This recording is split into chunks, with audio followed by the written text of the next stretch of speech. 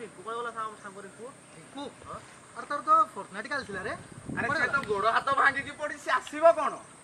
ଗୁଡା ତ ଭାଙ୍ଗିଗଲା। କାଲି ରାତିରେ ଫର୍ଟନାଇଟ୍ ଥିଲା, ତା ଗୋଡ ହାତ ଭାଙ୍ଗିକି ପଡିଛି। ଆରେ ଫର୍ଟନାଇଟ୍ ରେ ଗୁଡା ହାତ ଭାଙ୍ଗି ମୁଁ ନୂଆ ଶୁଣୁଛି ରେ।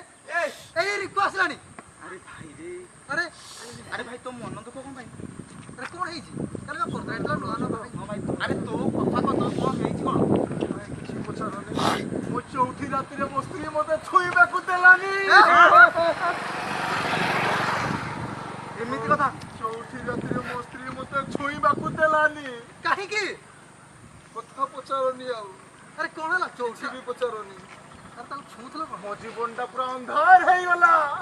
ଆରେ ମୁଁ ଜାଣିବା ପାଇଁ ଚାହୁଁଛି ତମେ ଛୁଉଁଥିଲ କଣ ପାଇଁ? ଆରେ ଭାଇ, ଆରେ କ୍ଷୀର ଗ୍ଲାସଟା ପିଇବା ପାଇଁ ଛୁଇଁବାକୁ ଦେଲାନି। ସେ ନିଜ ହାତରେ ମତେ ଦେଇଦେଲା। ଆରେ ବାଃ, କ୍ଷୀର ଆଉ ତାପରେ ଆରେ ଏଇଟା ତ ଗୁଡ ହାତ କୋଉଠି ଭାଙ୍ଗିଥିଲା?